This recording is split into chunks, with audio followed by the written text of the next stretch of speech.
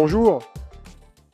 Le point commun entre la plupart des intervenants que vous avez eus jusqu'à présent, c'est qu'ils ont tous exercé plusieurs métiers. Ils n'ont pas juste une spécialité qu'ils ont apprise à l'école. Vous avez entendu Emeline Paris-Isel qui voyage, qui s'intéresse aux enfants, qui est développeuse, qui dessine aussi. Vous avez plein de parcours comme ça dans la vie. Et ben, je revendique d'être dans ce cas-là aussi. Il faut savoir qu'il y a 25 ans, j'étais directeur marketing. Aujourd'hui, je suis professeur de physique quantique et d'informatique quantique. Vous allez dire, quel est le rapport entre les deux sujets? Il n'y en a aucun. Mais il se trouve que le rapport, c'est la curiosité, c'est la capacité à s'adapter à des domaines différents. Alors, j'aurais bien aimé avoir les slides sur l'écran qui est là, si c'est possible, à la régie. Je ne les vois pas, les slides là. L'image que vous voyez derrière, c'est ce que vous voyez dans un ciel très étoilé. C'est très, très dur de voir ça. Je ne l'ai vu qu'une seule fois dans ma vie, en Afrique du Sud, en 2001, et ça m'a bluffé. C'est la Voie lactée vue d'hémisphère sud, je crois, normalement.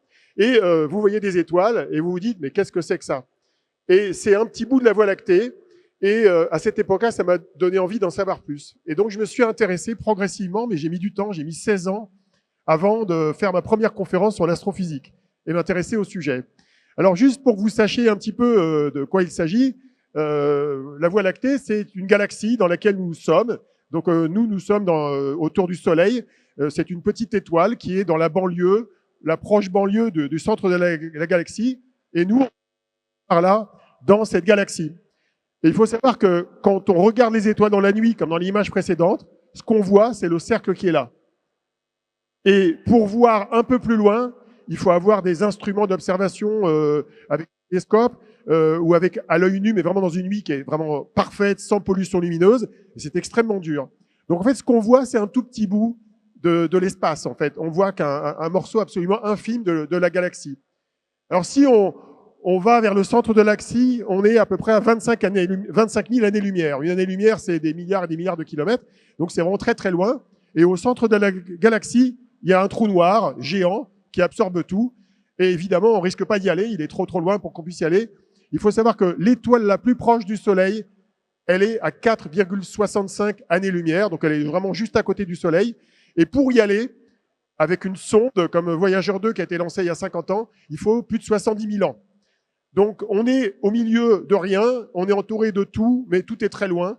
Et la mise en abîme de cette distance est absolument incroyable.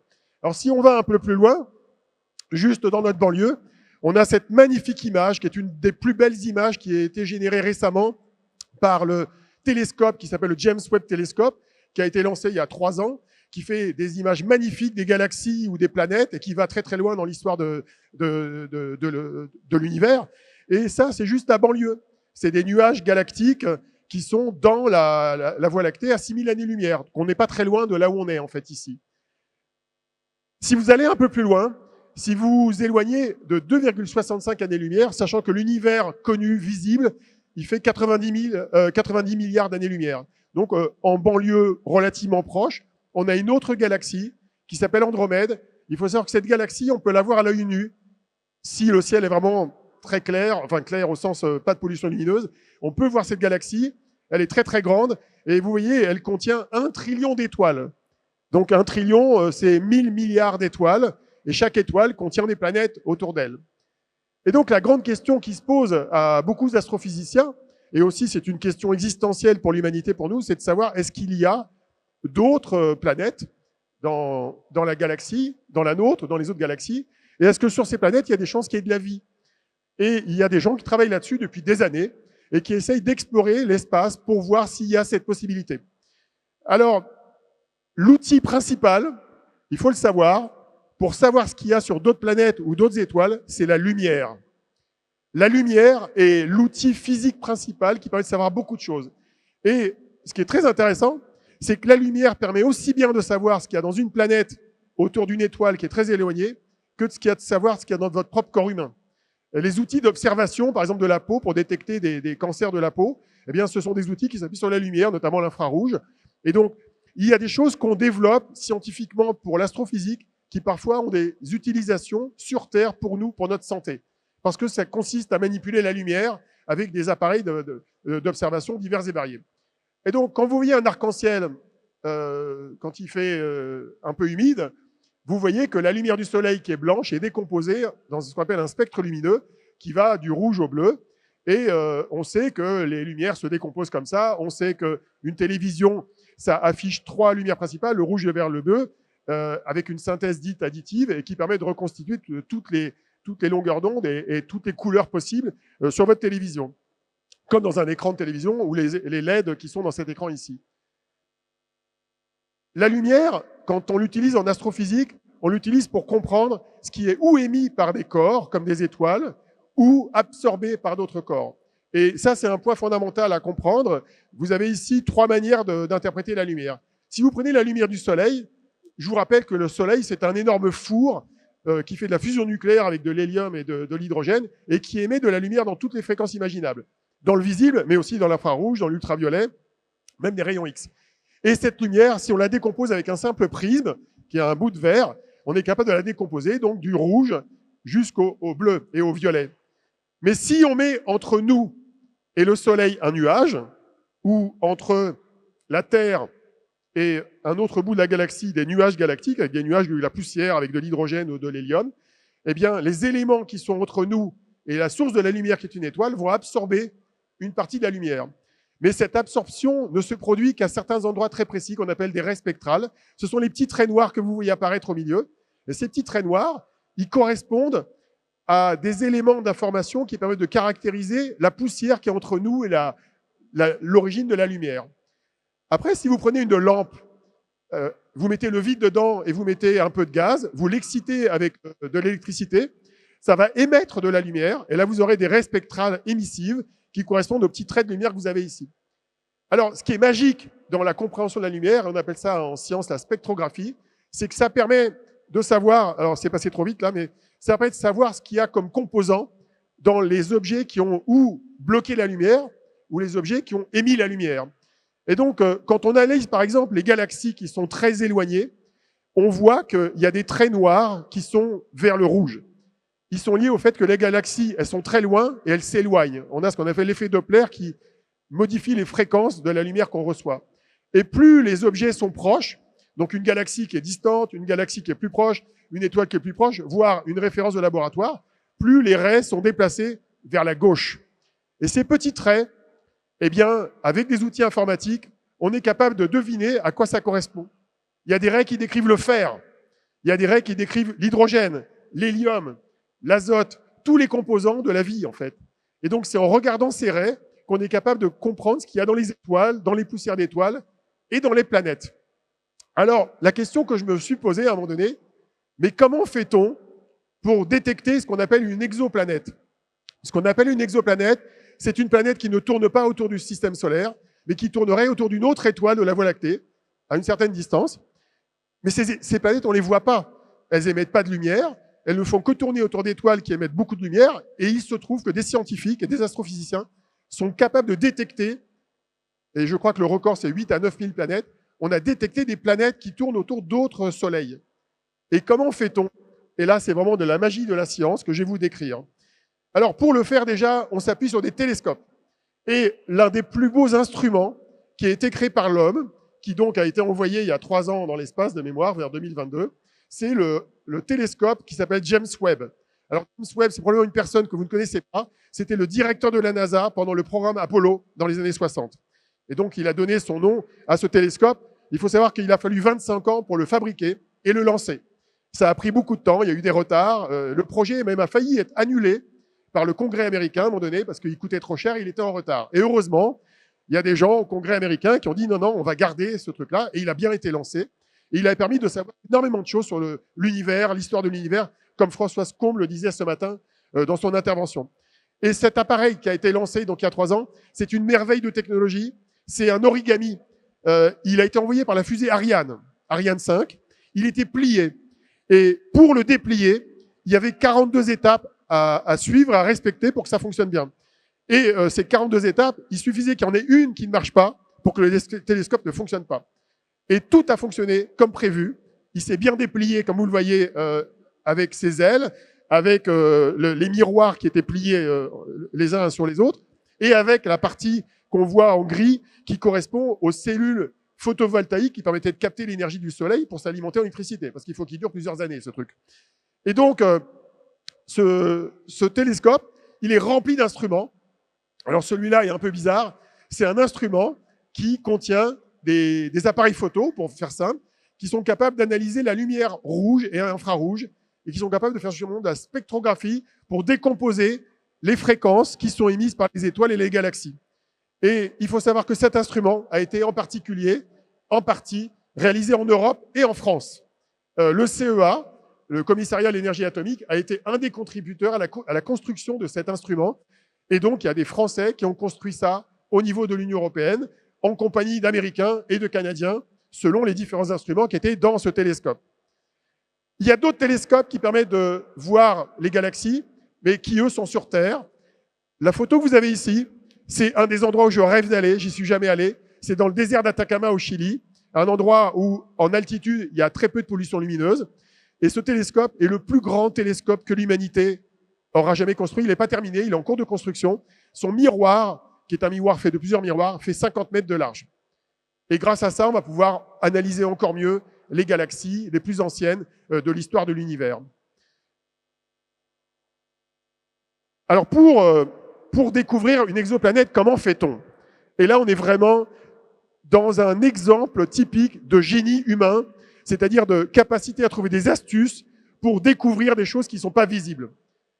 Quand vous avez une étoile, quelque part, à quelques dizaines ou centaines d'années-lumière de la Terre, et que vous avez des planètes qui tournent autour, il y a des chances que de temps en temps, les planètes qui tournent autour de cette étoile passent entre nous et l'étoile, comme vous voyez dans le petit dessin qui est là. Mais la planète est toute petite, normalement. Elle n'a pas la taille de l'étoile, mais elle passe devant. Eh bien, quand la planète passe devant, eh bien, elle obscurcit la lumière qui vient de l'étoile. Mais cet obscurcissement, il est très faible. Il est infinitésimal. Mais grâce à la précision des instruments qu'on utilise, on est capable de détecter la période de l'obscurcissement, c'est-à-dire tous les combien ça intervient, tous les 200 jours, tous les 400 jours, tous les 600 jours. On est capable de mesurer l'atténuation lumineuse, et on est aussi capable de mesurer la variabilité spectrale, c'est-à-dire la différence entre la lumière qui est émise par l'étoile avec et sans la planète. Et vous savez ce qu'on fait de ça? On en déduit une information sur l'atmosphère de la planète. Et grâce à ça, on est capable de savoir s'il pourrait y avoir de la vie dessus. Alors je vous rassure tout de suite, les extraterrestres sont pas prêts de venir nous voir, parce que ce genre de planète est en moyenne à 600 à 1000 années-lumière de chez nous. Il faut des millions d'années pour venir chez nous, donc on n'est pas prêt d'avoir des visiteurs. En tout cas, j'y crois pas trop, moi, personnellement. Mais on peut découvrir que la vie est possible ailleurs. Et le fait de découvrir que la vie est possible ailleurs, ça a plein d'implications potentielles. Il y a aussi des gens, et Françoise Combe l'avait évoqué ce matin, qui cherchent à découvrir un matériau qui est totalement bizarre, mystérieux, qu'on appelle la matière noire, qui est couplé à un autre truc qui s'appelle l'énergie noire, et qui expliquerait la cohésion des galaxies selon les équations de la relativité générale de Albert Einstein. Et cette matière noire, on ne sait pas si elle existe.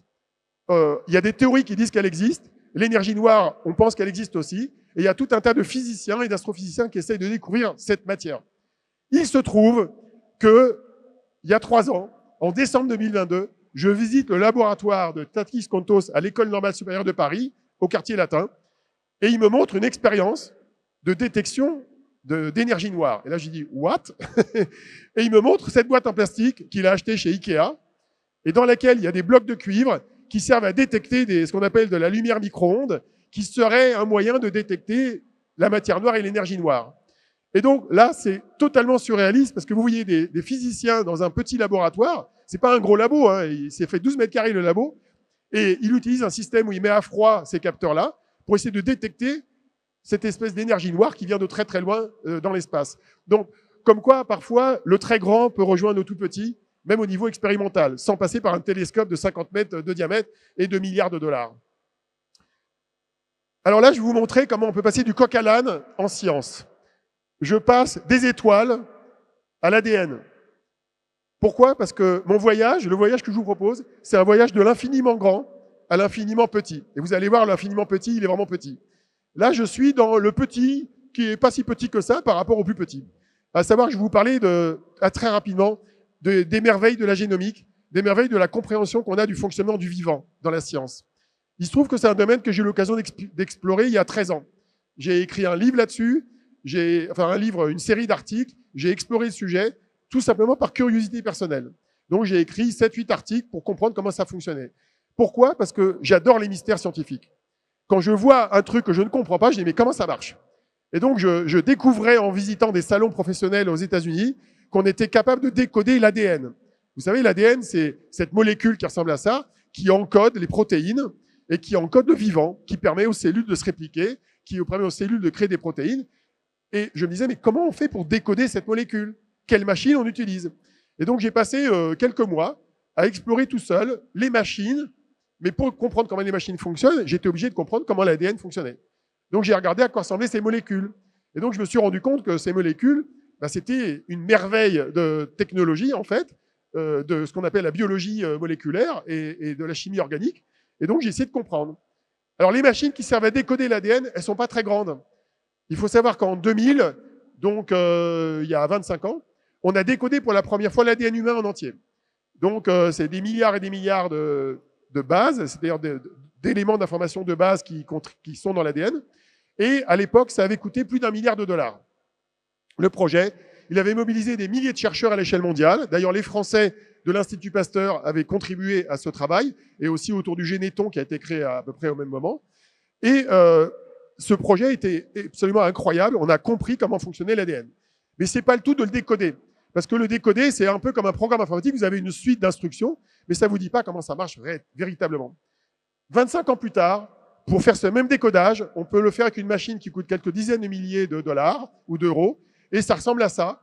Et on peut décoder maintenant l'ADN humain pour détecter des pathologies, par exemple, génétiques. On peut décoder l'ADN d'espèces vivantes, aussi bien côté des plantes que du côté animal.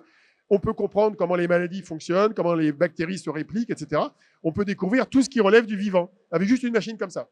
Alors, il y a plein de machines comme ça, mais ces machines, elles ont une caractéristique, c'est qu'elles génèrent beaucoup de données. Parce que pour décoder l'ADN humain, c'est 3 milliards de bases, donc ça veut dire déjà des milliards d'octets, et c'est beaucoup d'informations à gérer, et ça coûte très cher en information, et c'est là où l'informatique joue un rôle extrêmement important. Ce schéma-là, je l'adore. C'est un schéma qui explique comment fonctionnent les protéines et l'échange d'énergie dans une simple cellule. Donc, juste une cellule, n'importe laquelle de votre corps ou d'une plante, ça, c'est le système chimique qui fonctionne à l'intérieur. Et ça, c'est même sans parler de l'ADN. Hein. Donc, si vous zoomez sur un des bouts, on ne voit rien, en fait, parce que la résolution de l'écran n'est pas assez bonne. Mais chaque bout, c'est une réaction chimique. Et donc, vous avez plein de réactions chimiques qui expliquent comment fonctionne le vivant. Donc, typiquement, dans une cellule, il y a un endroit dans les cellules qu'on appelle les mitochondries. Leur rôle, c'est de prendre de l'énergie sous forme d'une molécule qui s'appelle ATP, et il va dégager de l'énergie qui va être dégagée dans le reste de la cellule, et cette énergie va être utilisée pour faire fonctionner la cellule. Et donc, on comprend comment ça marche aujourd'hui à un niveau de détail qui est absolument dinguissime. On fait ça de manière vraiment très professionnelle aujourd'hui. La molécule qui, moi, m'a le plus émerveillé, c'est une molécule qui s'appelle le ribosome. Alors, c'est un nom un peu bizarre. Qui connaît le ribosome parmi vous? Qui a déjà entendu parler du ribosome? Vous êtes 4 ou 5. Le ribosome, c'est une des molécules les plus complexes dans nos cellules. C'est une molécule dont le rôle est de prendre des acides aminés, de prendre l'ARN messager, c'est-à-dire la copie de l'ADN qui va permettre de créer des protéines. Et en gros, c'est comme une machine à coudre. Il y a un endroit où l'ARN messager rentre dedans, qui contient un code, et par un autre endroit, il y a les acides aminés qui rentrent comme ça, et à la sortie, vous avez une protéine. Et c'est une espèce de fil, et ce fil ensuite va se replier sur lui-même, et c'est le fait qu'il se replie sur lui-même qui va créer la fonction de la protéine pour agir dans les cellules et faire fonctionner tous les métabolismes humains. Mais cette molécule, c'est vraiment de la magie, au sens de l'observateur. Pourquoi c'est de la magie? Parce que cette molécule, elle est elle-même le résultat de l'assemblage de 73 composantes qui sont elles-mêmes des protéines. Donc c'est récursif, c'est des protéines qui génèrent des protéines. Mais la question qu'on peut se poser, mais comment ces 73 protéines s'assemblent-elles pour fabriquer cette petite usine chimique? Eh bien, c'est la magie du vivant qu'on est encore en train d'explorer. On ne sait pas encore dire comment ça marche. On sait l'observer avec des microscopes, on sait deviner un petit peu comment ça fonctionne, mais on ne comprend pas encore vraiment comment cette molécule s'assemble pour créer cette petite usine. Est-ce que vous connaissez cet autre objet? Vous l'avez sûrement vu il y a quelques années. C'est le virus du Covid. Alors, il faut savoir que le virus du Covid, ce méchant virus, c'est aussi du vivant. c'est une molécule complexe, enfin c'est un ensemble de protéines et de molécules. Et le Covid, il nous a fait beaucoup de mal à cause de ce qu'on appelait la spike protéine, qui est le truc rouge. Le truc rouge, c'est une protéine qui faisait que le virus s'attaquait aux cellules. Et donc, cette molécule, à l'époque où le virus est apparu, on a cherché à l'étudier. On a cherché à comprendre comment il fonctionnait. Et là, il s'est passé quelque chose d'absolument hallucinant. C'est que, sans que vous le sachiez, vous avez des centaines de scientifiques dans le monde qui ont exploré cette molécule et qui l'ont modélisée avec des outils informatiques. C'est-à-dire qu'ils ont utilisé des outils numériques pour comprendre comment cette molécule fonctionnait. Ils ont fait ce qu'on appelle de la simulation numérique. Et cette simulation numérique, elle coûtait très cher. C'était des grosses machines. Je crois que les plus gros supercalculateurs du monde, notamment ceux qui sont aux États-Unis, ont été exploités pour faire ça. Et ça a permis de comprendre comment ça a marché. Et ça a permis ensuite, entre autres, de créer les vaccins à base de fameux ARN messagers, inventés, entre autres, par une chercheuse française. Il se trouve que l'année dernière, il s'est passé quelque chose d'assez bizarre. Le prix Nobel de chimie et le prix Nobel de physique ont été tous les deux attribués à des experts en intelligence artificielle. Ça a été attribué ni à des chimistes, ni à des physiciens. Alors je ne vous dis pas, les physiciens, ils n'étaient pas très contents. Hein, parce que c'est des spécialistes en intelligence artificielle, comme Geoff Hinton, qui a inventé en gros les basiques des réseaux de neurones, qui a eu le prix Nobel de physique, avec un autre, Hopfield, qui lui avait fait plus de physique. Et du côté de la chimie, vous avez Denis Hassabis et son collègue John Jumper. Ce sont les deux cofondateurs d'une start-up anglaise qui s'appelle DeepMind. Et cette start-up qui a été achetée par Google en 2014 de mémoire, c'est une start-up qui est spécialisée dans plein de domaines, mais entre autres, ils ont développé des logiciels qui simulent, grâce à l'intelligence artificielle, le fonctionnement des protéines. Et donc, c'est grâce à eux qu'on sait comment les protéines fonctionnent, grâce à l'intelligence artificielle. Et ça va m'amener à mon troisième sujet, parce que j'en ai 6 en magasin. Mon troisième sujet, après ce travail qui a été fait par cette équipe-là, c'est l'intelligence artificielle. Il faut savoir que les outils que ces gens-là ont utilisés, c'est des outils qui s'appuient sur l'intelligence artificielle, sur ce qu'on appelle les réseaux de neurones. En gros, c'est de gros programmes informatiques qui sont capables d'absorber beaucoup de données et qui sont capables de faire des prévisions sur, par exemple, des structures en 3 dimensions de protéines et donc presque de simuler le vivant pour découvrir de nouveaux phénomènes. Et pour faire tourner ça, on s'appuie aujourd'hui sur de très grosses machines qu'on appelle des supercalculateurs. Et ces supercalculateurs, ils utilisent des processeurs très spécialisés, notamment ceux qui viennent d'une société américaine qui est devenue très connue, qui s'appelle NVIDIA, qui d'ailleurs a une capitalisation boursière qui est supérieure, je crois, à Google et Microsoft maintenant. Enfin, c'est un truc absolument dingue. Et cette société est devenue dominante dans son domaine en quelques années parce qu'elle fabrique des processeurs qui sont extrêmement puissants. La machine que vous voyez là, c'est une machine qui contient 127 serveurs qui font à peu près 30 cm d'épaisseur. Et en France, il faut savoir qu'il y en a 2 comme ça qui sont installés. Ils sont installés chez Free, dans une filiale de Free, de Xavier Niel, qui en a acheté 2 pour louer la machine à des gens qui veulent faire du calcul scientifique ou de développer des algorithmes dans le domaine de l'intelligence artificielle. La question que je me suis posée il y a une dizaine d'années, c'est comment sont fabriqués ces processeurs. Les puces que vous avez dans votre téléphone, les puces que vous avez dans votre portable, votre ordinateur, les puces qu'on a dans les machines comme celle d'NVIDIA. Et donc j'ai enquêté et j'ai écrit une série d'articles là-dessus à l'époque, en 2000, ça remonte à combien 2014. Il y a une conférence en ligne, vous pouvez trouver là-dessus. Et je me suis demandé, mais il vient d'où le silicium qui sert à faire ces processeurs? Donc j'ai commencé à explorer l'origine même de la matière. C'est-à-dire les processeurs, ils sont faits avec du sable. Mais le paradoxe, c'est que le sable qu'on utilise pour faire les processeurs, il ne vient pas de la plage de la Baule, très cher à Christophe Honnête. il vient de mines spécialisées où le sable est très pur en silicium. Parce qu'on veut le purifier, le silicium. On ne veut pas le silicium mélanger à d'autres matériaux. Donc on va dans des mines, et il y en a une dizaine dans le monde, notamment en Norvège, il y en a aux États-Unis, au Canada, je ne sais plus où. Il y a quelques mines rares dans le ciel où il y a du quartz, en fait. Et ce quartz, c'est un sable qui est très pur en silicium, et on l'utilise pour faire les fameuses galettes de silicium sur lesquelles on fabrique les processeurs. Alors comment est-ce qu'on fabrique les galettes? On fabrique un tube comme ça. Ce truc-là, ça pèse des centaines de kilos, ça fait à peu près 30 cm de diamètre, ça fait plus d'1,50 m à 2 mètres de long, et on fabrique ça en étirant du silicium verticalement, et on fabrique un tube de silicium. Alors vous allez dire, un tube de silicium, qu'est-ce qu'on en fait derrière? Derrière, on prend une scie avec des diamants, et on la coupe en rondelles, et on découpe ça sous forme d'un disque qui fait même pas un demi millimètre d'épaisseur, c'est quelques microns d'épaisseur, et on fait ce qu'on appelle une galette de silicium. Les Américains appellent ça un wafer. Et c'est là-dessus qu'on va graver des transistors. Alors la gravure, c'est pas tout à fait la même gravure que celle que les artistes utilisent. C'est une gravure où, sur le silicium, on va ou faire des trous et rajouter de la matière, ou rajouter des matières au-dessus des trous, et on va rajouter des composants qui sont en gros des semi-conducteurs qui vont permettre de faire des transistors. Et la manière de faire ça, qui a été inventée en gros presque au moment où je suis né, donc au début des années 60. Aujourd'hui, on en est à plus de 60 ans d'expertise dans ce domaine-là.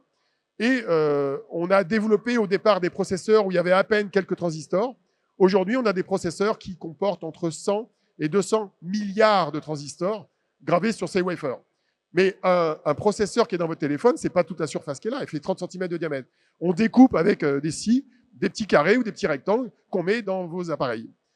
Alors, pour graver ces transistors, on utilise plein de machines différentes. J'ai eu la chance de visiter au moins une douzaine d'usines qui fabriquent ces processeurs-là par le passé, notamment une qui se trouve à côté de Grenoble, chez ST Microélectronique, qui est un des leaders des composants pour les objets connectés.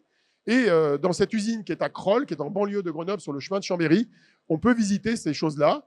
Et vous avez dans ces usines-là des processus de fabrication qui nécessitent des douzaines de machines différentes. Mais il y en a une parmi ces douzaines, qui est extrêmement importante, qui s'appelle la lithogravure à ultraviolet. C'est des machines qui éclairent le silicium avec de l'ultraviolet pour définir les zones où on va enlever de la matière ou rajouter de la matière. Et ces machines-là font partie des machines les plus chères au monde. Et la société qui est leader dans ce marché-là, qui est en fait un monopole, c'est la seule société au monde qui fabrique ces machines. Elle est aux Pays-Bas. Elle est d'ailleurs européenne. Il y a plein de Français qui travaillent dans cette entreprise. Il y a même eu à un moment donné un centralien qui a été directeur de cette société.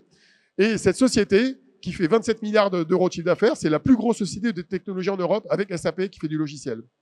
Et les machines que vous voyez là, qui servent à graver les transistors, c'est des machines qui coûtent plus cher qu'un Airbus 350. Donc ça coûte le prix d'un gros avion. Parce que c'est des machines très chères, très compliquées. Il y a des milliers de composants dedans. Il y a des milliers de sous-traitants qui fabriquent des composants là-dedans. Et le truc qui m'a émerveillé quand j'ai découvert ces machines-là, c'est que ces machines, elles éclairent avec en gros une sorte d'appareil photo avec de la lumière ultraviolette les wafers, mais elles le font sur des rectangles et elles déplacent le rectangle. Elles déplacent le wafer. Et quand elles déplacent le wafer pour faire les photos, le déplacement est précis à 1 nanomètre. C'est-à-dire vraiment une précision, mais diabolique en termes de précision mécanique. Donc les gens qui ont fait ces machines-là, ils sont bons aussi en mécanique, pas qu'en informatique. Il faut faire de la mécanique de précision pour créer ce genre de machine, en plus de l'optique. Cette machine-là, quand on l'installe dans une usine, il faut 3 étages dans l'usine. Parce que l'étage des lasers au sous-sol, il y a l'étage de la machine entre les deux, et au-dessus, ou en dessous, il y a la partie climatisation et tout ce qui va avec. Et donc, c'est très compliqué de mettre en place ça. Il faut savoir qu'une usine de semi-conducteurs aujourd'hui, pour faire les processeurs qui sont dans vos smartphones, c'est des usines qui coûtent environ 20 milliards de dollars. Dans les 20 milliards de dollars, il y a la moitié, au moins, qui sont les machines qu'on met dedans, si ce n'est pas les 2 tiers d'ailleurs. Et une partie vient d'Europe, une partie vient des États-Unis, une partie du Japon et une partie d'Allemagne. Donc, c'est un domaine absolument complètement dingue qu'on ne voit jamais, mais c'est grâce à ça qu'on a des processeurs dans nos téléphones et dans tous les appareils numériques qu'on utilise aujourd'hui. Donc là, vous avez un exemple de résultat final. Le wafer de tout à l'heure qui était tout nu, là, il est gravé, et vous avez dedans, vous voyez, quelques dizaines de processeurs. Et à droite, vous avez un exemple de processeur d'Intel, qui est en fait un assemblage de plusieurs puces mises sur un rectangle, et qui contient de l'ordre de mémoire 40 milliards de transistors. Et ça, c'est le dernier processeur pour les laptops, pour les ordinateurs portables d'Intel. Alors, il y a AMD qui est concurrent, qui fait le même genre de choses. Il faut savoir que dans vos téléphones et dans vos laptops, vous avez un autre composant électronique qui est extrêmement important, qui sont les mémoires. Le stockage d'informations, vos images, vos vidéos, vos musiques, elles sont stockées dans la mémoire qu'on appelle la mémoire flash. Et cette mémoire a une caractéristique qui la différencie très nettement des processeurs qui font du calcul, c'est que c'est des mémoires superposées, où en fait les transistors sont superposés, ce qu'on ne fait pas sur des processeurs. Et donc on a des mémoires, avec l'exemple qui est là, mais ça c'est un exemple simple. Là vous avez 30 étages. Il faut savoir que les mémoires aujourd'hui, elles ont 256 étages. C'est-à-dire qu'on a un empilement de 256 couches de transistors mises les unes sur les autres, Et là, vous allez dire, mais ils font comment pour fabriquer ça? Eh bien, on utilise des techniques assez originales pour les fabriquer. On fait des trous, en fait, dans le silicium. Et à partir du trou, on arrive à graver tous les étages. Et donc, il y a des méthodes absolument dingues, très astucieuses pour créer ces mémoires-là, qui apportent la puissance de stockage de l'information dans les outils informatiques qu'on exploite tous les jours. On fait aussi des espèces de systèmes en poupée russe. C'est compliqué de faire des transistors qui sont tout petits et de le relier à l'extérieur.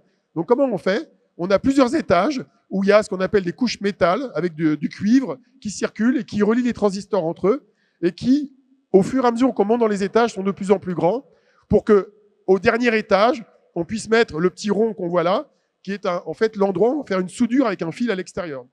Parce qu'on ne peut pas mettre un fil qui va être relié directement à un transistor qui fait de l'ordre de 28 nanos de taille. Donc on est obligé de changer l'échelle pour arriver à se relier au monde extérieur. Et ça montre la manière dont finalement on relie l'infiniment petit à l'infiniment grand. On est obligé d'avoir des étages intermédiaires pour faire ce genre de choses. Maintenant, je vais passer à l'étage du dessous. Là, je vous ai parlé des transistors, sans dire comment ça fonctionnait. J'ai pas le temps, évidemment.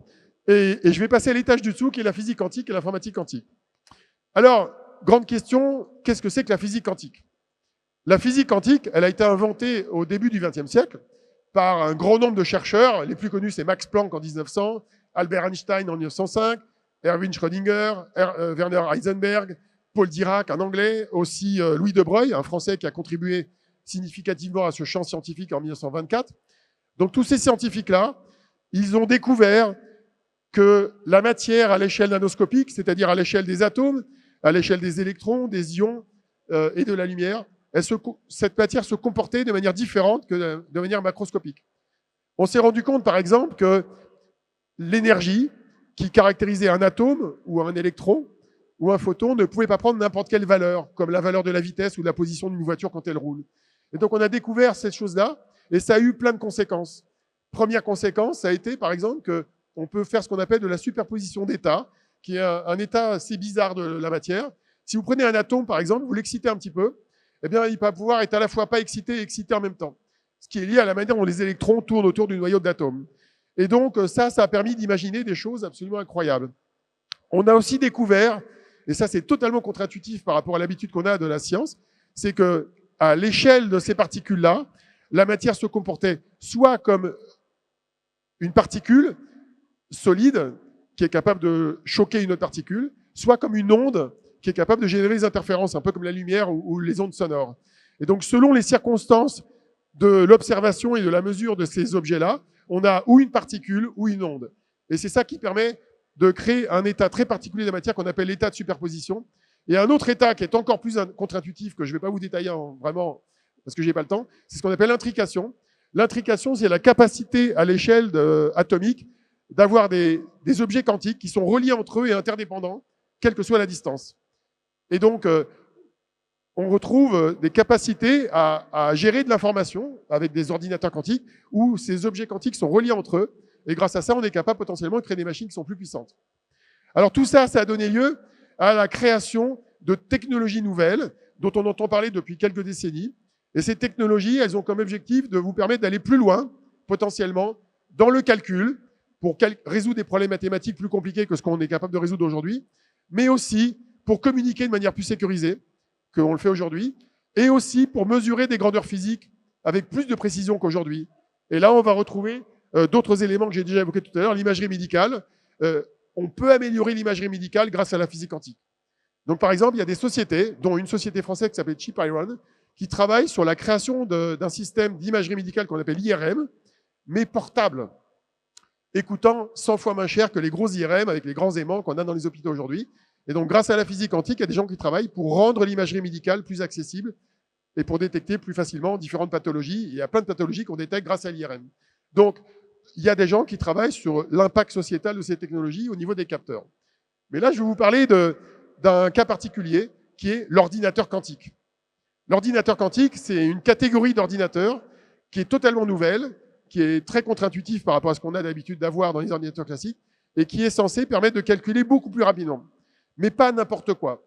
C'est une catégorie d'ordinateurs qui est censée accélérer le temps de calcul de ce qu'on appelle les problèmes intractables pour les mathématiciens, et donc de remplacer des temps de calcul qui aujourd'hui ont une caractéristique assez néfaste, qui est qu'ils ont un temps de calcul qui est exponentiel par rapport à la taille du problème. Et l'objectif que se donnent les gens qui créent ces machines-là, c'est de remplacer des temps de calcul exponentiels par des temps de calcul qui ne sont pas exponentiels et qui croissent moins vite et qui donc permettraient de rendre accessible à des machines nouvelles des choses qu'on ne sait pas faire aujourd'hui. Alors, ça, c'est le premier bénéfice. Mais ce n'est pas le seul. L'autre bénéfice potentiel de ces machines-là, c'est de permettre d'améliorer la qualité des résultats. Vous vous rappelez tout à l'heure, je vous ai parlé de simulation, d'intelligence artificielle pour comprendre comment les molécules fonctionnent. Eh bien, pour comprendre comment les molécules fonctionnent, on a besoin de beaucoup de précision. Les chimistes appellent ça la précision chimique. Et le fait d'améliorer la précision chimique, c'est un bénéfice potentiel également du calcul quantique pour mieux comprendre comment la matière fonctionne à l'échelle organique, par exemple. Le troisième bénéfice, c'est potentiellement de réduire la quantité de données qui est nécessaire pour faire fonctionner la machine. Aujourd'hui, vous avez probablement entendu parler de l'intelligence artificielle et du fait qu'elle consomme beaucoup de données. Eh bien, potentiellement, dans certains cas de figure, l'ordinateur quantique permettrait de consommer moins de données. Et puis, il y a un dernier bénéfice auquel je suis très attentif et où je suis très impliqué, c'est la capacité potentiellement de réduire la consommation d'énergie, ou en tout cas de rendre la consommation d'énergie de ces machines-là acceptable, malgré le fait qu'elles vont être très puissantes et parfois assez encombrantes.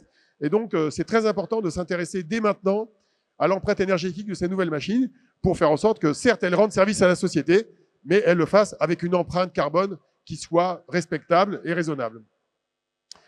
Alors, maintenant, la question qu'on peut se poser, c'est à quoi ça sert? L'un des principaux usages de ces technologies, c'est de simuler la matière. Et c'est un peu le fil conducteur de ma présentation depuis le début. On veut comprendre comment les galaxies fonctionnent, on veut comprendre comment la biologie moléculaire fonctionne. Tout ça, c'est la physique quantique, en fait. Et la physique quantique, il n'y a rien de mieux pour la simuler que l'ordinateur quantique. Parce qu'il est quantique lui-même. Et donc, l'idée, c'est d'inventer des logiciels qui s'appuient sur ces machines-là pour simuler la matière quantique avec un ordinateur quantique. Alors, premier exemple, c'est créer des batteries qui seraient plus efficaces. Vous savez que si vous avez une voiture autonome ou une trottinette avec une batterie, sa batterie a une durée de vie qui est limitée en général. Et puis elle s'étouffe. Vous savez, quand vous achetez un téléphone, au bout de 3 ans, la batterie ne marche plus très longtemps. Votre laptop, au début, on vous dit qu'il a 10 heures de batterie, à la fin, il n'y a plus que 2 heures de batterie. Pourquoi? Parce que la chimie des batteries est limitée. Il y a ce qu'on appelle un étouffement des oxydes dans les batteries. Et les batteries, en fait, elles s'épuisent. Et leur capacité de charge est limitée. On n'a pas ce qu'on appelle une densité énergétique qui est très forte. La densité énergétique d'une batterie dans une voiture, elle est moins du 10e de l'essence. Et donc, on aimerait bien trouver des moyens de charger de l'énergie avec de la chimie, avec une plus grande densité énergétique pour que l'autonomie de ces appareils-là soit meilleure, y compris pour faire des avions ou des drones potentiellement. Pour faire ça, il faut inventer de nouveaux matériaux, il faut les simuler numériquement, parce qu'en simulant numériquement des matériaux, on va plus vite dans leur mise au point que si on fait que du laboratoire. Donc en gros, l'idée de l'informatique quantique, c'est de réduire le temps de conception de nouveaux matériaux ou nouveaux procédés chimiques, avant évidemment d'expérimenter en réel dans des laboratoires ces différents produits. Deuxième exemple, évidemment, créer une nouvelle thérapie. Alors, c'est une promesse. Hein. Moi, je ne vais pas vous promettre que ça arrive dans 5 ans ou dans 10 ans. On rêve de ça. Beaucoup de chimistes et de biologistes moléculaires aimeraient bien simuler le fonctionnement des molécules avec l'ordinateur quantique. On n'y est pas encore. Mais c'est bien d'avoir des rêves. C'est bien de repousser les limites du possible. Et donc, il y a plein de gens que je connais qui travaillent là-dessus, notamment une start-up française qui s'appelle Qubit Pharmaceutical. C'est leur objectif de faire ça. C'est-à-dire de simuler la manière dont les médicaments fonctionnent et pour trouver des moyens, par exemple, de faire ce qu'on appelle du reciblage thérapeutique. Ce qui est très important, le reciblage thérapeutique, c'est d'être capable de prendre les 30 000 médicaments qui existent aujourd'hui, qui vont du plus simple au plus compliqué, et de trouver des moyens de réutiliser un médicament pour une pathologie pour laquelle il n'avait pas été prévu initialement. Il y en a un qui est très connu, c'est le Viagra, mais on peut espérer faire des choses plus utiles que ça, disons directement, pour vraiment guérir des maladies. Le troisième rêve des chimistes, c'est de trouver un moyen de produire des engrais de manière plus efficace qu'aujourd'hui. Pour faire ça, il faut inventer de nouveaux catalyseurs, de nouveaux procédés chimiques, et là encore, la simulation numérique avec des ordinateurs quantiques pourrait permettre d'aller plus vite et de faire des choses plus efficacement. Alors, à quoi ça ressemble un ordinateur quantique? Ça vous intéresse? Est-ce que vous en avez... Qui a déjà vu un ordinateur quantique en vrai? Levez le doigt. Ah, 2, 1. Alors, en fait, un ordinateur quantique, en général, c'est une boîte noire ou bleue, si vous êtes chez Candela, qui est une boîte française. Alors, c'est une boîte noire, mais on peut ouvrir la porte quand même et regarder ce qu'il y a dedans. Et vous avez des machines comme celle d'IBM, Candela, qui est pas loin d'ici, à Palaiseau. Vous avez Pascal, qui est à côté aussi, au même endroit, entre Massy et Palaiseau, et une autre société américaine qui s'appelle IonQ. Ces boîtes noires, c'est des expériences de physique entourées d'une boîte noire, en fait. Et ces boîtes noires, elles ont un contenu qui est très différent des ordinateurs classiques. Quand vous allez dans un data center, dans un opérateur du cloud, par exemple, ou dans une entreprise, vous voyez des lames avec des cartes mères dans lesquelles il y a un processeur, de la mémoire, du stockage, et c'est empilé, et tout est pareil. Là, c'est assez différent. Et je vais vous donner l'exemple d'IBM, qui d'ailleurs a un équivalent qui est Alice & Bob, qui est une société française qui est située à côté de Ballard, dans le sud de Paris, et ils ont la même chose. Et donc, quand vous ouvrez la machine, vous tombez là-dessus. Alors, ça ne ressemble pas à un ordinateur habituel, ça. Ça, c'est en fait une puce en bas qui est entourée de fils, qui sont des fils supraconducteurs parce que ça tourne à très basse température. Et c'est la base de l'ordinateur quantique d'un certain type. Ils ne sont pas tous comme ça, mais certains sont comme ça. Et si on veut zoomer pour comprendre ce qui se passe, ces ordinateurs quantiques qui sont à base de ce qu'on appelle des qubits supraconducteurs, ils fonctionnent dans un cylindre qui fait environ 1,50 m de haut, 80 cm de diamètre, et vous avez des plaques qui sont des plaques de cuivre recouvertes d'or. Il y a de l'or dans l'ordinateur quantique, c'est assez fascinant.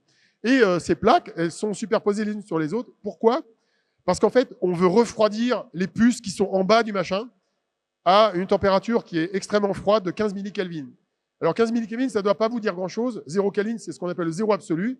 La température 0 degrés Celsius, c'est 273,13 degrés, je crois, Kelvin. Et donc là, on est à 15 millikelvin. Vraiment très froid. C'est 1000 fois plus froid que l'espace intergalactique. Parce que dans l'espace intergalactique, entre deux étoiles, la température ambiante est de 2,7 Kelvin en moyenne, liée au fait qu'il y a des atomes qui se baladent dedans. Là, on est 1000 fois plus froid. Et on refroidit ça grâce à quoi? D'abord, une pompe à vide, on met tout sous vide. Et après, on utilise des fluides qui sont de l'hélium, gazeux et liquide. Et donc, on utilise deux isotopes de l'hélium. Et ça, c'est un exemple d'usine à gaz. Mais c'est une vraie usine à gaz qui est une usine à gaz. Il y a plein de tuyaux dans tous les sens pour refroidir ce truc-là.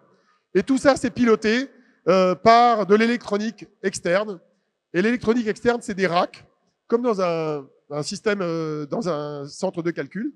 Vous avez des racks qui contiennent plein d'appareils électroniques qui envoient des signaux électroniques dans le système. Et ces racks d'électronique sont même pilotés par des ordinateurs normaux. Donc, en fait, si on veut résumer un ordinateur quantique, c'est une expérience de physique qui est refroidie, qui est pilotée par de l'électronique ou des lasers dans certains cas, et qui est pilotée par de l'informatique classique. Et c'est ça l'ordinateur quantique. Alors après, il faut apprendre à programmer. Hein. Je vous ai évité le code pour ne pas vous embêter aujourd'hui, mais on apprend à programmer et c'est de manière très différente de l'habitude. Ça, c'est un ordinateur que j'ai vu il y a un an. C'est l'IBM System 2. C'est un des plus gros ordinateurs quantiques au monde aujourd'hui. Il contient 3 fois 156 qubits. Qubit, c'est l'unité de calcul de base. Et il est dans une salle qui est installée dans une ville qui est au nord de New York.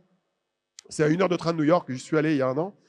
Et c'est un des plus beaux qui existe. Il est joli, hein, mais en fait, à l'intérieur, il y a un gros frigo et plein d'électronique. Mais ça, c'est aussi un ordinateur quantique, ce que vous voyez là. Ça, c'est une expérience de physique qui est installée à Strasbourg, dans un laboratoire qui s'appelle le CESQ. C'est un laboratoire de recherche en physique quantique commun à la France et à l'Allemagne. Et là, ils travaillent sur un ordinateur qui n'a rien à voir avec celui dont on a parlé, qui est à base d'atomes qui sont mis dans le vide. Et on contrôle les atomes avec des lasers. C'est le même système que celui qui est chez Pascal à Palaiseau. Et donc, on a des gens qui travaillent là-dessus aussi. J'aimerais bien de l'eau. De l'eau. Alors, j'aime bien ce petit dessin qui date d'il y a 8 ans. Je vous laisse le regarder tranquillement. J'adore ce dessin, qui a été fait par François Cointe, qui est un centralien qui est devenu dessinateur dans la presse informatique pendant des années, pendant des décennies, il a sévi. Et il a sorti ça quand Google avait atteint une performance extraordinaire il y a 6 ans. Mais pourquoi je fais le lien? Oui, je vais boire un peu parce que là, je peux plus. J'en peux plus.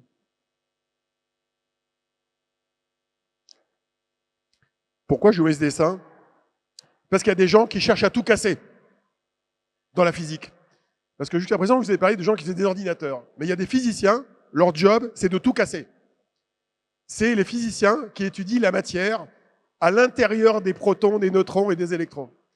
Et donc, il faut savoir que les protons et les neutrons qui sont à la base des noyaux des atomes, eux-mêmes, ils sont composés d'un élément de base qui s'appelle les quarks, qui font partie de ce qu'on appelle le modèle standard. Le modèle standard, il a été inventé en 72. C'est celui qui décrit toutes les particules élémentaires. Il faut savoir que l'atome n'est pas une particule élémentaire. C'est pas la particule la plus petite qui soit. Le quark, c'est le plus petit, qui est relié par des gluons. Et tout ça, on le voit pas, en fait. On peut pas le voir comme ça. Pour voir ça, on utilise une technique qui s'appelle les accélérateurs de particules. Et le principe de base, vous prenez des protons. Donc le proton, c'est... Merci, c'est comme ça je l'ai en double, c'est parfait. Les protons, c'est le noyau de l'hydrogène, en fait, le proton. Donc on prend de l'hydrogène, on enlève son électron, et on lui dit, toi, t'es gentil, et on t'accélère. Donc on l'accélère dans un grand tube, qui est en rond, comme ça, avec des aimants et avec des courants électriques, et on est capable d'accélérer les protons à une vitesse qui est quasiment celle de la lumière. Donc c'est une particule qui est massive, qui n'est pas à la lumière, et on l'accélère quasiment à la vitesse de la lumière. Et on le fait dans deux directions. Et les faisceaux de protons, on les fait se rencontrer quelque part. Et là, ça fait un grand boom, un bing. Et ce bing, il génère plein de particules élémentaires qui ont une dérivée qui est extrêmement courte. Et on est capable d'explorer ça. Et donc, ça ressemble à ça. Donc, ça, c'est une image informatique qui reconstitue l'explosion de protons qui rencontrent des protons à la vitesse de la lumière. Et pourquoi je vous raconte ça? Parce que j'ai eu la chance de visiter l'expérience en question il y a 2 mois. Donc, c'est presque le rêve de ma vie d'ingénieur généraliste. J'ai visité l'expérience du CERN, où on fait ça. Et donc, pour visiter cette expérience, on va à 100 mètres sous terre. C'est comme Stargate, hein, pour ceux qui aiment la science-fiction. On prend un ascenseur, on fait des couloirs, et on arrive devant ce truc-là.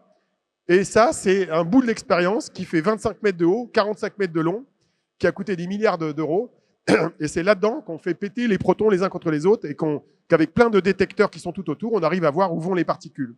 Alors, il faut savoir que les particules qu'on voit, c'est pas des quarks, c'est pas des particules élémentaires. Ce qu'on voit, c'est juste des particules de lumière ou des électrons qui ont été générés par les particules à haute énergie qui ont explosé au milieu de ce truc-là. J'ai visité aussi une fabrique d'antimatière au même moment. Alors là, j'ai vraiment été dans la science-fiction. L'antimatière, c'est le contraire de la matière. Donc, en fait, pour faire de l'antimatière, par exemple de l'antihydrogène, on fait un antiproton. Donc, c'est un proton de charge négative au lieu de charge positive. Et on utilise un positron qui est un électron de charge positive au lieu de charge négative.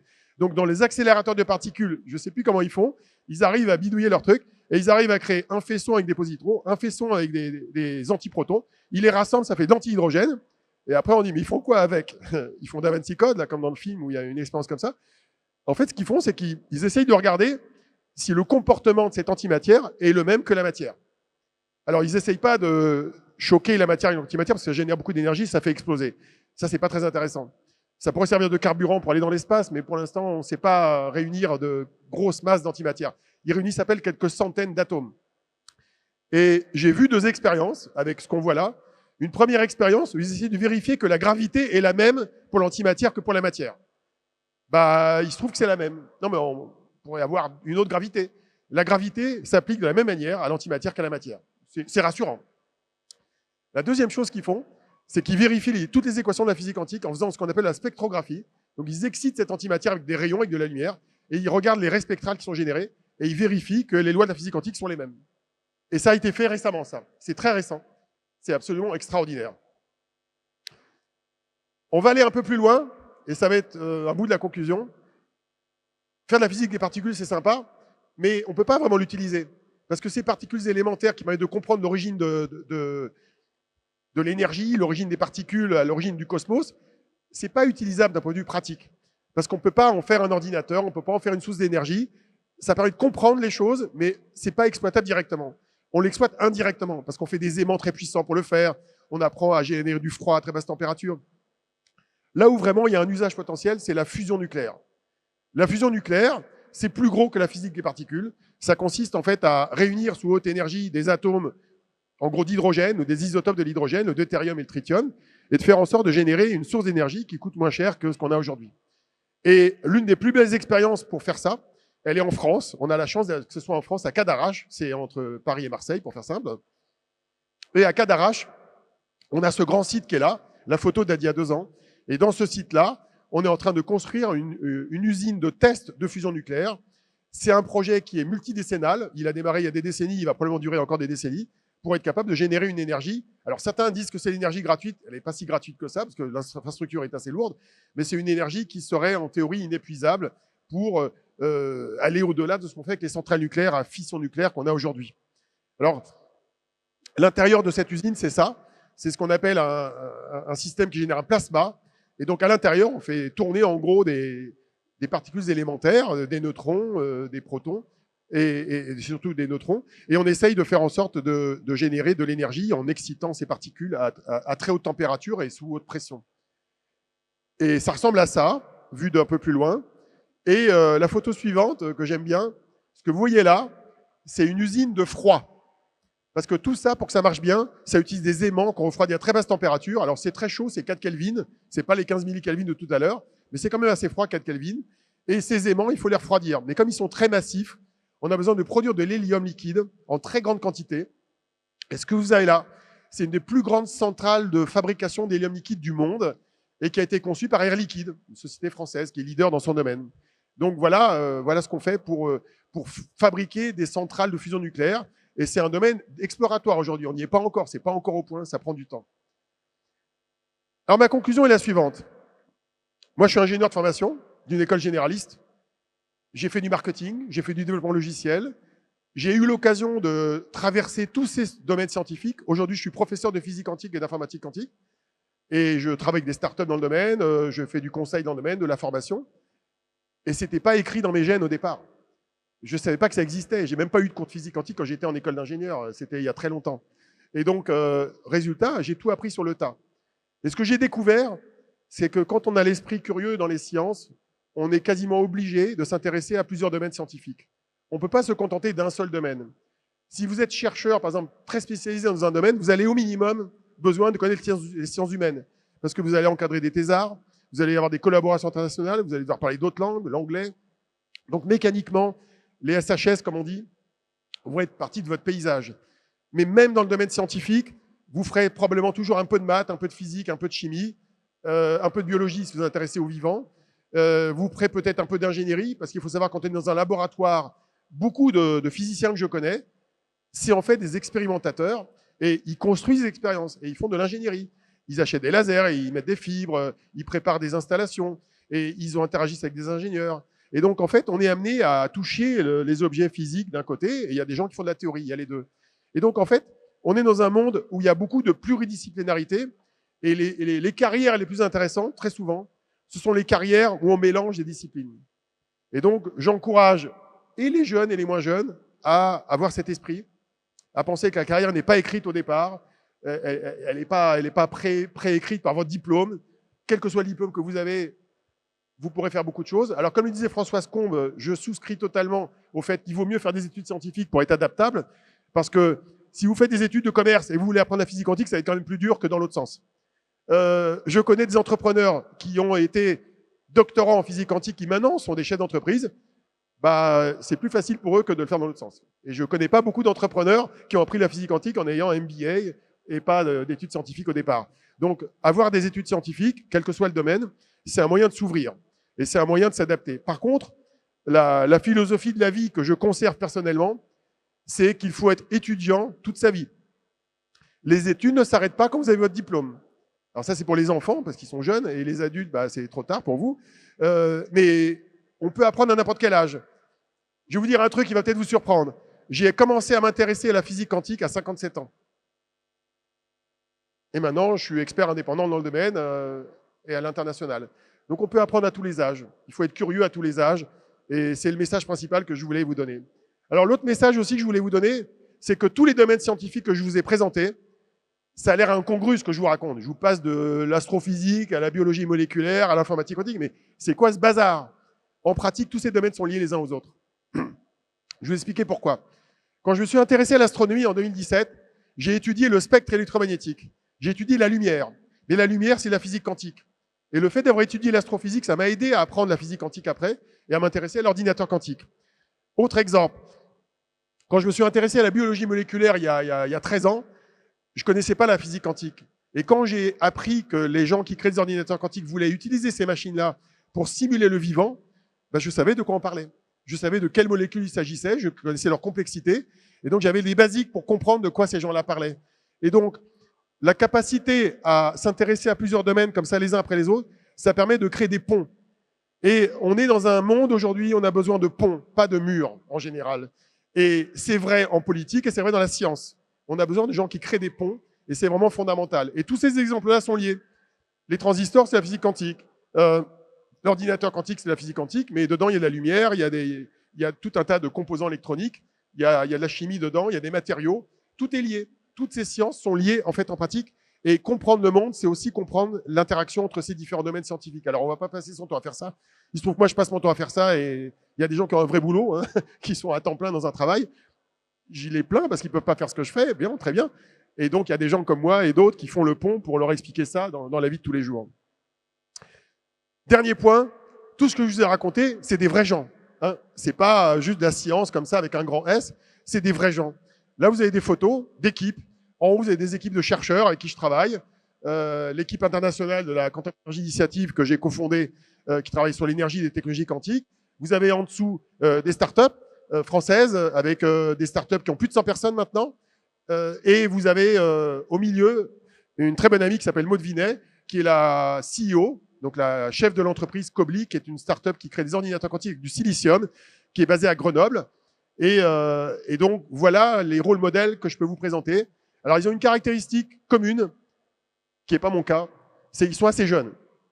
Alors, ça tombe bien, parce que comme l'ordinateur quantique, c'est un travail de longue haleine, j'espère qu'ils verront que ça marchera avant leur retraite, quand ils sont jeunes. Quoi. Et, en tout cas, c'est des gens passionnés.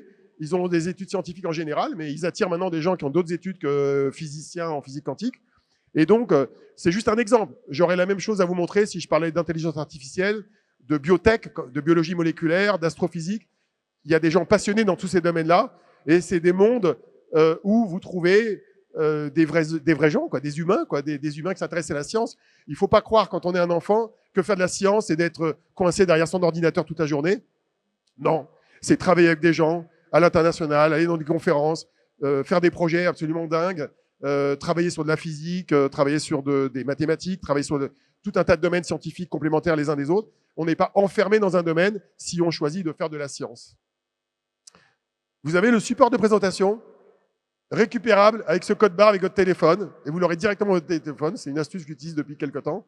Et sur ce, je vous remercie de votre attention, et je suis prêt à répondre à toutes les questions. Alors, juste avant, je vais faire ma pub. J'ai rien à vendre. Le truc que j'ai à vous vendre, c'est un truc qui est gratuit, donc c'est pas très cher. Donc, j'ai écrit un livre, il est en anglais. Désolé pour ceux qui ne connaissent pas l'anglais. C'est un petit livre de 1500 pages. Il est un peu plus grand que celui de Christophe Holnet. Et il est en anglais. Et c'est la 7e version que je mets à jour tous les ans. Alors, j'ai une astuce pour vous faire lire le livre rapidement. Dépêchez-vous de le regarder, parce que l'année prochaine, il sera encore plus grand. Voilà. Infiniment merci, Olivier. Quelle intervention passionnante. C'était vraiment tu nous as parlé de tourbillon autour des sciences. Là, on a voyagé. C'est vraiment. Oui. On a du temps pour les questions ou pas? Ah oui. Je sais pas combien de temps. Ah bah oui, bien sûr. Ah bah voilà. En revanche, on avait promis quand même une petite pause à la régie.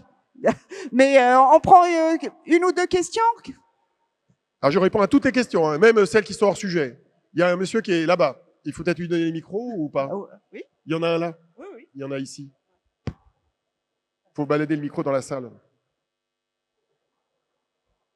J'ai oublié de parler des podcasts que j'anime avec Fanny Bouton. 2 podcasts sur le quantique, un français et un en anglais aussi. Et à part ça, j'ai beaucoup de temps libre en fait. Alors, bonjour. Ah, ça marche pas? Marche pas le son? En général, il faut toujours un temps de latence. Ça marche. Ça marche. Question simple, la fusion nucléaire. Vous m'entendez? Là, c'est mieux, il faut parler très fort, oui. Ok. La fusion nucléaire, donc, en gros, combien d'années vous pensez que ça va être exploitable? Ah, je pense que c'est 27 ans, 4 mois et 3 jours. Mais j'en sais rien du tout. Mais j'en sais rien. J'en sais rien. Vous avez des gens qui vous disent dans 5 ans, d'autres dans 50 ans, d'autres 80.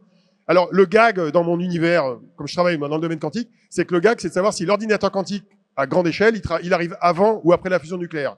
Et là, vous pouvez mélanger 2 incertitudes totales, et là, vous êtes dans le brouillard total. c'est très très dur de dire. L'une des raisons pour lesquelles c'est dur de le dire, c'est on a une addition de deux défis scientifiques. D'un côté, pour faire fonctionner ces systèmes-là, il faut créer des infrastructures de très grande taille. Vous avez vu les photos que je vous ai montrées, c'est très grand. Ça prend des années à construire. Là, ils ont pris 3 ans de retard pour je ne sais plus quelle raison, il y a un aimant qui ne marchait pas. Donc, ils ont pris du retard. C'est très lourd en infrastructure. Après, il faut tester.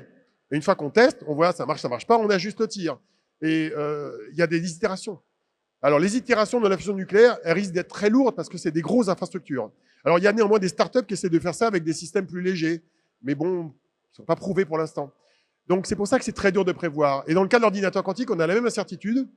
Les infrastructures sont moins lourdes, mais par contre, il y a beaucoup de défis scientifiques et technologiques qui se superposent les uns avec les autres, et beaucoup d'itérations pour y arriver. Ma manière de décrire le défi, c'est que, contrairement à beaucoup de choses qui se passent dans le numérique aujourd'hui, même dans l'intelligence artificielle, le défi reste un défi scientifique et expérimental très élevé, avec un empilement de couches qui elles-mêmes ont chacune leurs incertitudes. Et donc, c'est pour ça que c'est difficile de prévoir quand ça va marcher. Et j'ai l'habitude, qu'on me pose la question tout le temps. Alors maintenant, je vais vous donner un exemple de rhétorique. Dans la rhétorique, quand on me demande quand est-ce que ça arrive, je dis j'en sais rien, mais je vais élaborer. C'est-à-dire, je peux décrire technique par technique les enjeux et d'expliquer pourquoi une est peut-être plus facile qu'une autre. Mais quelle que soit la technologie qui est utilisée, dans le cas de l'ordinateur quantique, il y en a une dizaine de différentes. Il y a des enjeux différents à chaque fois, des incertitudes scientifiques différentes à chaque fois. Faut s'habituer à ça. Mais c'est passionnant. Hein. C'est pour ça d'ailleurs que c'est passionnant, parce que si c'était tout déterministe, sans question, ce serait pas rigolo en fait. Autre question? C'est pas possible. Hein? Où ça? Comment? Là-bas? T'en as pas une, toi? Non? Une petite? Allez, vas-y, lance-toi. Par rapport à l'ordinateur quantique, quelle est la technologie qui vous Parle plus semble... fort. Mais... Oui, pardon. Quelle est la technologie qui vous semble la plus prometteuse? Oui. Alors, c'est aussi la question qu'on pose très souvent. J'ai la réponse toute faite, mais je ne vous ai pas décrit le détail. Vous avez vu quand j'avais les boîtes noires et bleues, là. Il faut savoir que chacune des boîtes, à l'intérieur, il y a une technique qui est différente. Le système d'IBM que je vous ai montré, c'est un système avec des circuits électroniques qui s'appellent les circuits supraconducteurs. C'est une chose. Chez Pascal, qui est à Palaiseau, c'est des atomes qui refroidissent avec des lasers, qui se mettent dans le vide, et ils pilotent les atomes avec des lasers. Donc ça n'a rien à voir, c'est totalement différent. Candela, ils utilisent des sources de lumière, mais qui envoient de la lumière à l'échelle d'un photon individuel, c'est le grain de lumière le plus petit, et ils contrôlent ces photons dans des circuits de photonique qui sont à base de silicium, et à la fin, ils détectent les photons. C'est encore totalement différent. Et IonQ, qui est en bas, à gauche dans mon schéma, c'est des ions. Qu'est-ce que c'est un ion? C'est un atome à qui on a enlevé un électron, en gros. Par exemple, du calcium, de l'ytterbium ou des éléments comme ça. Et ces ions, on les met au-dessus d'un circuit électronique et on essaye avec des lasers et des micro-ondes et des radiofréquences de contrôler leur état et de les relier entre eux. Et donc, ces objets-là, qui sont des objets physiques, ils sont tous totalement différents.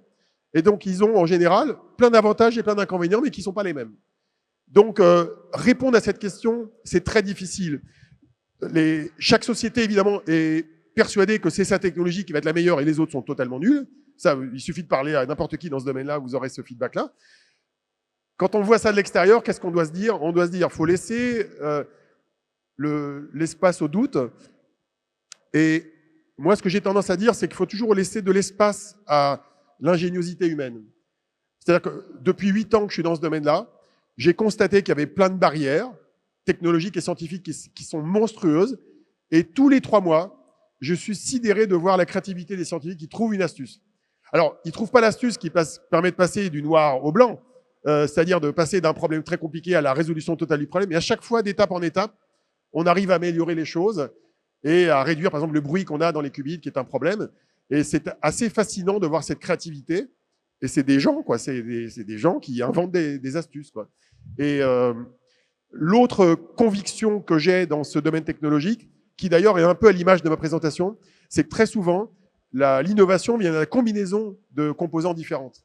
Donc, une des convictions que je partage avec pas mal de gens dans ce milieu-là, c'est qu'il est possible que l'ordinateur quantique qui marche à grande échelle soit la combinaison de plusieurs des technologies que j'ai évoquées tout à l'heure. On aura toujours besoin de lumière, par exemple, parce que la lumière, c'est ce qui permettra de les relier entre eux. On aura peut-être besoin d'atomes, parce qu'on fera des mémoires avec, et on aura peut-être besoin de circuits, silicium ou supraconducteurs, pour faire du calcul rapidement. Donc il n'est pas impossible qu'on mélange plusieurs de ces techniques-là pour faire quelque chose qui marche. Mais au même titre que chez vous, votre fibre, c'est de l'optique qui vous amène le très haut débit. C'est de la fibre optique, c'est de l'optique, c'est des infrarouges. Votre processeur, c'est du silicium. Votre mémoire, c'est la mémoire flash avec les étages que j'évoquais tout à l'heure. Déjà, dans votre ordinateur ou même dans votre téléphone, il y a plein de composants différents. Vous ne savez pas, mais est-ce que vous savez que dans votre téléphone, vous avez un magnétomètre qui permet de savoir où est le pôle Nord? Et j'ai mesuré avec ça le magnétisme quand j'étais en sous-sol au CERN, avec mon téléphone. Donc en fait, dans vos appareils du quotidien, il y a déjà beaucoup de technologies différentes qu'on ne connaît pas si on n'est pas scientifique, on ne s'intéresse pas à la science. Mais il y a beaucoup de choses déjà dans nos appareils existants. Donc ça continuera d'être le cas probablement dans l'informatique quantique.